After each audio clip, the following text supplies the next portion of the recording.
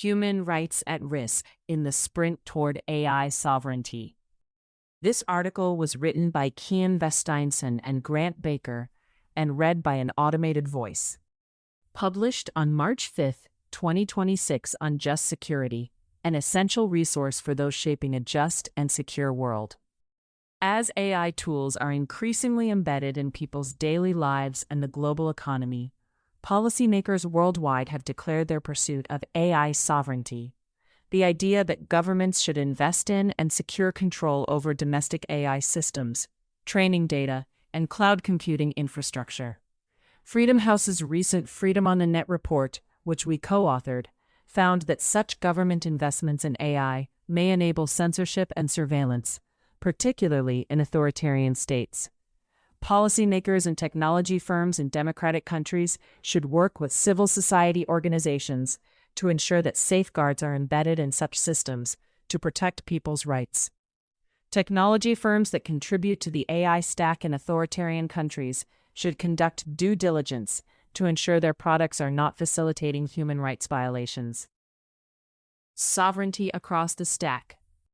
The AI sovereignty framework is used flexibly to describe control over different components of the AI stack, the varied digital and physical infrastructure that powers AI systems. AI sovereignty initiatives comprise efforts to develop chatbots and other local application layer AI services to cultivate a country's domestic foundational and large language models, LLMs, or to ensure that energy and computing infrastructure are accessible to domestic companies. Leaders pursuing these initiatives often state concerns about U.S. or Chinese dominance in the AI industry alongside their calls for sovereign AI investments. Despite the sovereign moniker, many of these efforts nevertheless rely on equipment or services from U.S. or China-based companies. These AI companies are often contracted to supply cloud computing power, semiconductors, and other forms of support that fuel sovereign AI initiatives. Researchers were quick to coin phrases like sovereignty as a service and sovereignty washing to describe global technology firms' rush to rebrand product offerings as facilitating sovereign AI. At present, truly sovereign control over the entire AI stack remains out of reach. The complex supply chains for critical minerals, chip-making technology, and other components necessary to power an AI system are fundamentally transnational. For instance, Taiwan-based companies, led by chip manufacturer Taiwan Semiconductor Manufacturing Company, are responsible for the production of 90% of advanced chip manufacturing. At the same time, the Netherlands-based ASML controls 90% of the market share for the lithography machines on which chip makers rely, as of the end of 2025. Governments with their sights set on establishing AI sovereignty will inevitably need technology produced outside of their borders. The focus on AI sovereignty dovetails with a broader movement towards technological sovereignty, which governments have pursued with varying levels of intensity. More democratic governments have expressed a desire to reduce their over-reliance on technology products from foreign companies, predominantly based in the United States and China. For instance, the European Union's commitment to digital sovereignty has grown more dogged in recent years, amid increased tensions with the second Trump administration and U.S.-based technology firms. Meanwhile, authoritarian governments have adopted a more restrictive framework to wall off the domestic internet from the global network. In 2010, the Chinese government announced its pursuit of cyber sovereignty. Other authoritarian leaders, most notably Vladimir Putin, have since followed suit. The drive for AI sovereignty is accelerating the pursuit of all types of digital sovereignty. In authoritarian contexts, where governments are pursuing a more restrictive framework, the push for AI sovereignty threatens to amplify efforts to isolate entire countries from the global internet. Human rights in the war of chips and algorithms. In authoritarian countries, sovereign AI initiatives could compound existing threats to fundamental rights, such as freedom of expression, or reinforce the repression of marginalized minority groups. Models developed under government oversight may incorporate censorship of certain content embedded in their legal frameworks, such as criticism of the authorities, While these concerns may also be present in democracies, they are especially acute in authoritarian environments where civil society has extremely limited capability to hold the government accountable. In Thailand, for instance, the National Science and Technology Development Agency rolled out Pathuma LLM, a model trained to understand Thai context and culture, in early 2025. The agency also announced a cash infusion from an NVIDIA subsidiary in June, with the aim of further developing a native Thai LLM. Criticism of the monarchy is highly censored in Thailand, and authorities have enshrined widespread restrictions on expression about sensitive political and social issues into law, in violation of Thailand's obligations under the International Covenant on Civil and Political Rights. These restrictions will likely be incorporated in AI systems developed by companies that adhere to Thai government pressure. Vietnam, which routinely censors content critical of the government and imprisons people who post it, has also seen a glut of sovereign AI investment over the course of 2025, including a $400 million investment in AI infrastructure by premier Vietnamese technology firm FPT in April, and the launch of a national data fund in June. A Vietnamese Politburo member characterized government investments in AI as a means of affirming the country's historical sovereignty in the digital realm. While developing AI systems that reflect local culture is sensible, there is a clear risk that in some cases, the promotion of local culture will be used as justification to enact censorship. Previous Freedom House research found that AI governance frameworks in China and Vietnam, both one-party states ranked as not free in Freedom House's Freedom on the Net and Freedom in the World reports, require generative AI chatbots, whether developed by foreign or domestic firms, to toe the Communist Party line on sensitive topics. A November 2025 experiment from Gazeta, a media resilience research lab, found that China-based DeepSeek's chatbot is more knowledgeable about Chinese labor organizing issues compared to Gemini and ChatGPT, but more aggressively suppresses information about them. AI investments may also facilitate government surveillance, especially in authoritarian countries that lack strong privacy safeguards. The Persian Gulf monarchies have emerged as hubs for AI investment, particularly the United Arab Emirates, UAE, which announced a massive AI infrastructure project in May 2025 in partnership with the United States. UAE officials have billed the effort as essential for data sovereignty in the AI boom. The company at the forefront of the UAE's AI industry, G42, has been scrutinized by members of the U.S. Congress and the Biden administration for its apparent ties to Emirati and Chinese companies that specialize in surveillance and spyware technology. More broadly, the Emirati government has a long history of deploying such tools for mass monitoring and targeted surveillance of human rights defenders. In these authoritarian environments, rapid AI investment may serve to increase the efficacy and application of repressive surveillance methods.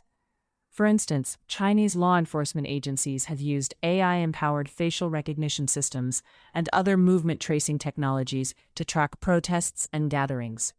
In November 2025, the New York Times reported on a conference in Beijing where companies advertised a range of AI tools that could facilitate surveillance, including speech recognition software geared towards the country's ethnic minorities.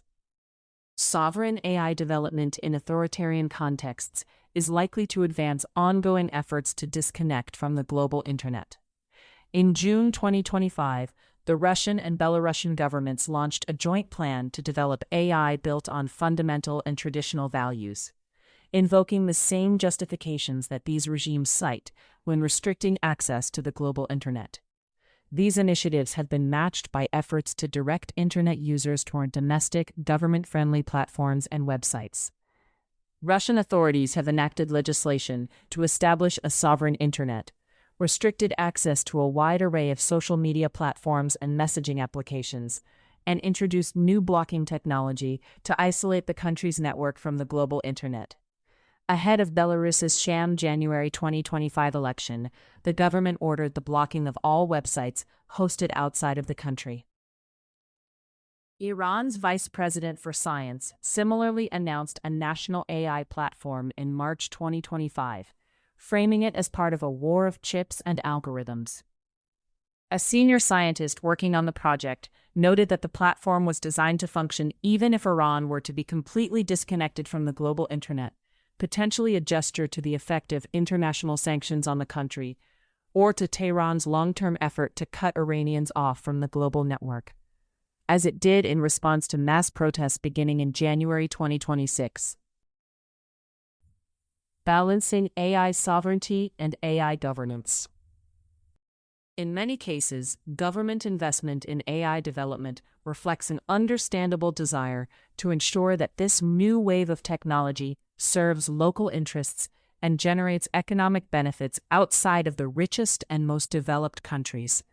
Some initiatives advanced under the banner of AI sovereignty offer legitimate benefits. For example, states have a genuine interest in regulating the transit and processing of sensitive government data when integrating AI systems into decision-making. However, these uses require thoughtful decision-making from policymakers about when to integrate AI systems into the daily work of government, and commensurate investment in rules for how they are developed and deployed. The world's democracies have already launched efforts to cultivate sovereignty over some parts of the AI stack. France's President Emmanuel Macron urged European policymakers to embed sovereignty in the selection process for AI hubs equipped with supercomputers, dubbed gigafactories, commenting that US and Chinese officials had taken similar approaches. In South Korea, authorities announced they would commit extensive government support in the form of access to computing power and personnel to 5 South Korean consortia that aim to cultivate a Korean foundation model that can compete with the world's leading AI services. Civil society organizations in some of the world's largest democracies have sought to push policymakers to invest in new standards for AI governance to accompany these investments. In July 2024, the Brazilian government announced a $4 billion investment plan for sovereign AI to give Brazilians and their institutions more control over the development of AI in the country. Some $1 billion of the funding was allocated to state-owned technology firms. Brazilian civil society organizations have urged policymakers to embed fundamental rights safeguards as they develop the country's rules for AI governance. Similarly, Indian academics and organizations have called on authorities to put rights-respecting governance measures in place as the government moves forward with AI projects, such as research into open-source LLMs that can operate amid the country's linguistic complexity, which was announced in January 2025. Mitigating harms in the sprint towards sovereignty. Those at the forefront of AI innovation, whether in government or the private sector, should ensure that sovereign AI initiatives do not exacerbate digital repression. The right way forward on AI sovereignty requires governance frameworks that enable democratic oversight, enshrine safeguards for fundamental rights, and fuel innovation tailored to local needs. As governments deploy AI services and develop their own systems, they should conduct human rights impact assessments to ensure that their products do not curtail freedom of expression and other fundamental rights, and commit to openness and transparency to ensure democratic accountability is possible.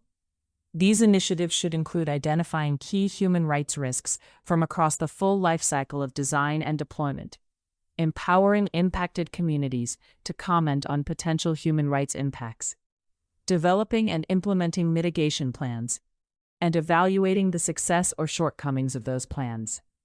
In addition, governments should limit data collection for AI systems to strictly what is needed to provide a necessary service, and work to maintain interoperability and data portability when such systems are deployed.